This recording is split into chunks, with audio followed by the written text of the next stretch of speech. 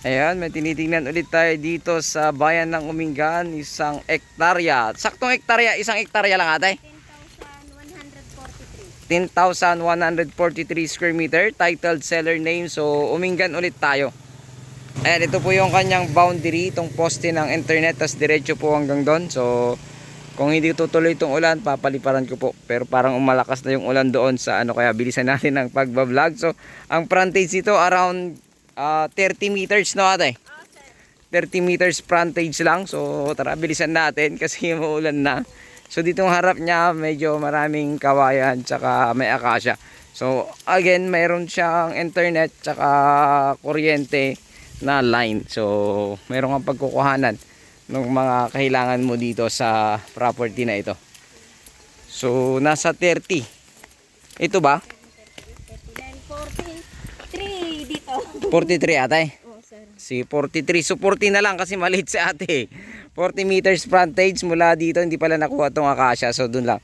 So 40 meters frontage. Meron ng pagkukuha ng kuryente doon. Doon mismo sa property na. Doon sa dulo mismo. Tapos syempre along asphalt road from National Highway ito. Sabihin mo na nasa 2 kilometers mahigit. Dito sa part nito or susukatin ko pagbalik ko then ilalagay ko dito sa aking video. So hindi naman tumuloy yung ulan, sana hindi tutuloy para po mapaliparan ko ng drone. At the same time makita ko po yung end doon sa likod kasi hindi na natin mapasok sa likod. Kasi medyo dito sa harap hindi na nalinisan pero rice land. Yung tinanim ay puro rice. No ate, rice lang tinatanim. Pero pwede dito itong mais no? Mais tsaka pwedeng mga ganyan, gulay. So ito yung poste ng kuryente, napakalapit lang. So wala kang so yung nawasa meron ba dito? Parang wala naman. Meron nawasa.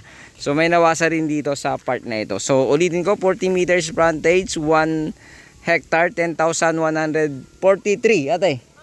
10,143 square meter.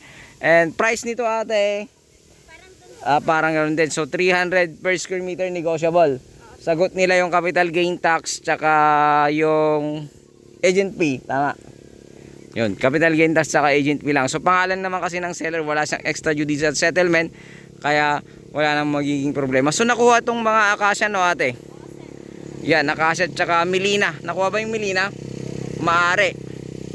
Maaari. So kasi parang yun yung bakod niya eh. So ayun, ulitin ko, bayan ito ng Umingan, Pangasinan at sukat 10,143 square meter o isang hektarya, 300 per square meter. Negotiable sa ating seller. Sagot po nila ang capital gain tax at agent fee. So from Manila ito nasa 3 hours. From Manila 3 hours drive via expressway. Tapos from Tiplex naman ito 30 to 40 meters minutes via kuan naman to drive. So Tiplex hanggang dito 30 to 40 minutes. So napakalapit lamang po from town proper, around 8 to 10 minutes town proper po ng Umingan, Pangasinan. So ulitin ko, Umingan, Pangasinan, sukat 10,143 and titled seller name. Sagot nila ang capital gain tax sa presyo na 300 per square meter, negotiable pa siya. And ayun, so sana magustuhan nyo po itong property na ito at pakitawagan nyo po ako agad sa aking numero nakalagay sa aking screen at sa aking Facebook, ang aking Facebook account nakalagay din po sa aking screen. Ayun, muli, maraming salamat. God bless you all.